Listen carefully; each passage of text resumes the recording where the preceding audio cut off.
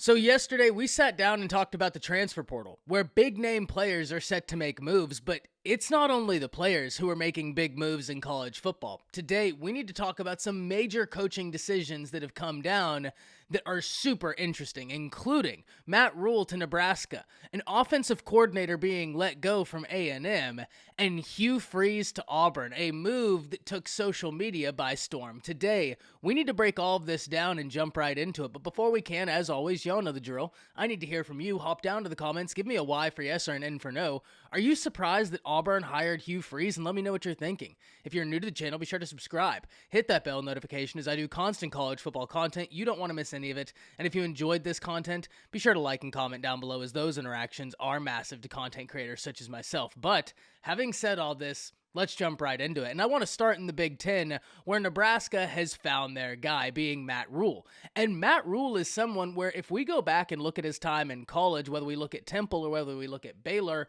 he's someone who's come into an environment and within a few years really been able to turn the ship around. Now, ultimately, it didn't work in the NFL, but the NFL is a totally different game than college football. The way you have to go about coaching in the NFL is totally different than the way you coach for college. So Matt Rhule to Nebraska is a move that I find really interesting. I think a lot around college football expected Matt Rhule to get a job sooner rather than later, and I think Nebraska was a destination that made sense. Look, let's be very honest. Nebraska has got a rich history in college football, but every day that goes by, that history gets further and further removed from our memory, and that's something that really is a shame.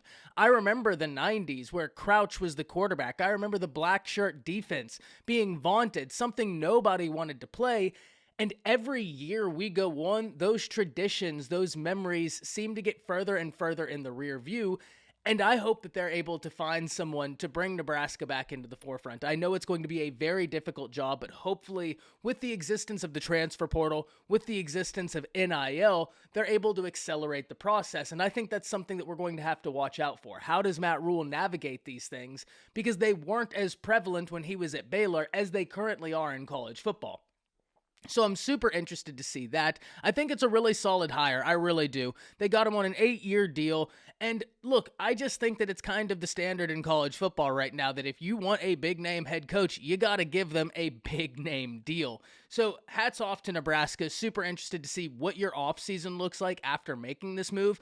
And of course, super interested to see what the Matt Rhule tenure looks like for the Cornhuskers. But Nebraska was not alone in making some big moves. And Matt Rhule isn't the only new coach in the Big Ten either.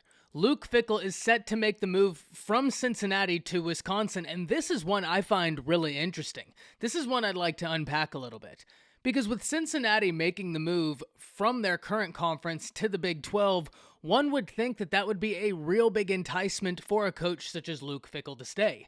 Luke Fickell is an individual that I can imagine for the past few off seasons has been inundated with offers, so I'm sure he's had his pickings. And make no mistake about it, I understand taking the Wisconsin job. I understand why that is a desirable job, but it's just interesting when Luke Fickell chose to make the move out of Cincinnati, the year where they're set to make a major move to a Power 5 conference, and one would have to imagine that's going to be a major positive for the Cincinnati Bearcats. Completely understand, though, and for Wisconsin, you are getting a really coveted head coach. This is a guy whose name has been passed around just about every head coaching vacancy for the past few years, at least saying that that administration should reach out to Luke Fickell. This is a guy that a lot of people in college football think very highly of, and I'm really excited to see what he does with Wisconsin now that he's got a little bit larger of a brand to recruit off of. Very excited, and I can imagine the Wisconsin fan base has got to be excited as well.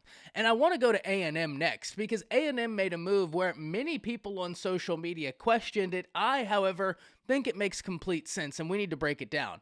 Because offensive coordinator Darryl Dickey has been let go from the Texas A&M Aggies, and many people on social media question this, asking, but isn't Jimbo Fisher the play caller? And the answer to that is yes. However, this signifies a major change is coming to Texas A&M, and if you're a Texas A&M fan, this is a change that we've talked about here on the channel, and many of you in the comments have expressed to me you were very interested in. What that change is, you may ask?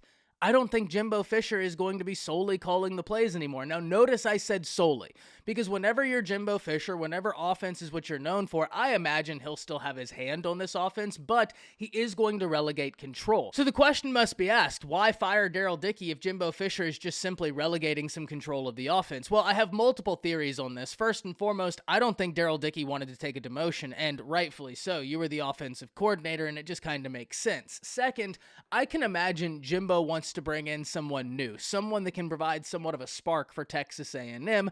That also checks out to me. And three, I think Jimbo wants a big name hire, especially after how this year has gone, especially with everybody watching Texas A&M in the transfer portal once that opens up.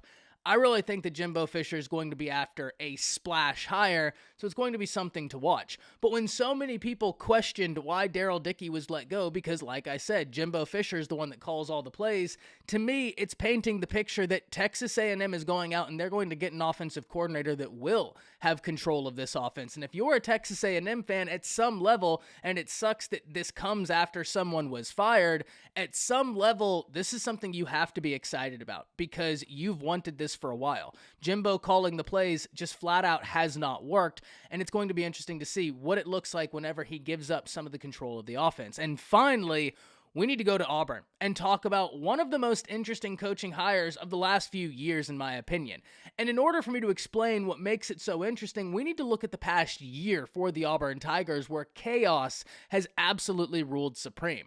Over the past year for Auburn, it has been an absolute roller coaster. Last offseason, Brian Harsin and the Auburn Tigers did not have a symbiotic relationship, and in fact, it couldn't be further from the truth. The decision makers and powers that be at Auburn tried to move on from Brian Harsin with cause. However, they were never able to provide substantial proof of the cause they were trying to fire him for. That cause was inappropriate relationships with a staff member. Fast forward to now, where Auburn fires Brian Harsin. They need a new head coach.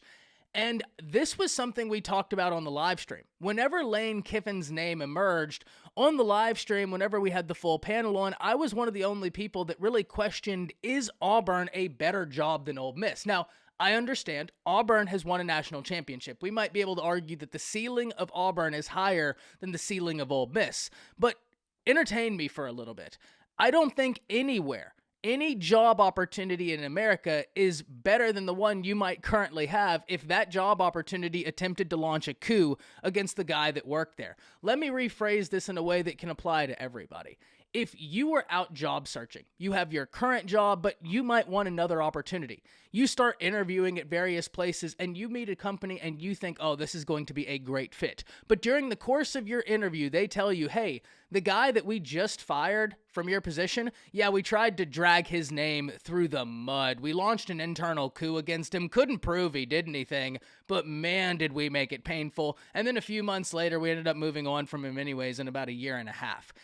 You're going to leave that job interview with very little faith that that's a company you want to work for. So why did Auburn hire Hugh Freeze? Well, first and foremost, we need to look at this from Hugh Freeze's perspective. Because from Hugh Freeze's perspective, this makes a ton of sense. Hugh Freeze got in trouble years ago with Ole Miss and then went down in ranks to coach at Liberty. So he's been waiting for an opportunity, and the opportunity just presented itself. It makes complete sense that he would view a lane to get back to being a head coach in the SEC as one he would want to take. Completely understand why Hugh Freeze would want to do this. For Auburn, it gets interesting because what you just tried to fire your coach Brian Harsin for, while I'm not saying Hugh Freeze had inappropriate relationships with a staff member, he did have inappropriate relationships at Ole Miss. So it seems kind of interesting that you would try and fire one guy for it, but then end up hiring another. And the difference to me is two. One, I don't think that Auburn had a lot of people who were super interested in the job because of the reason I just gave you. I don't think anybody would go and interview at Auburn and be super stoked at the level of support they'd get from the administration when they just watched that same administration try and fire the head coach that hadn't even been there 3 years with cause in the manner they did.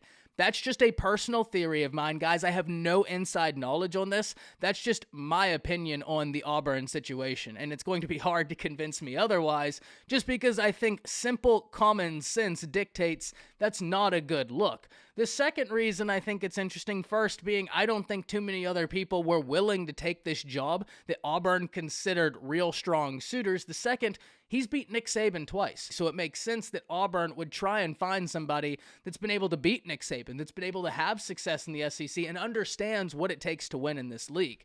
So for Auburn, I completely get it. Personally, I don't think there were a bunch of people jumping at the bit to take this job. I even have to wonder if Lane Kiffin didn't utilize Auburn as leverage to get a better deal with Ole Miss. Something I talked about whenever all of that smoke was coming out, that, hey, there's a distinct possibility Lane is just using Auburn for leverage, and while I don't know that's what happened, it does somewhat look like that. So very interesting to hear from all of you. Very interested to see what moves continue to be made. It seems like every day something more insane is happening. And guys, don't forget, tonight we will be live streaming while the college football playoff ranks are being unveiled. That way we can talk about them live, because this evening, whoever's placed at number 5, well, we have an interesting conversation to have about that team. Can't wait to have it. Can't wait to see you over there. But that's it. See ya.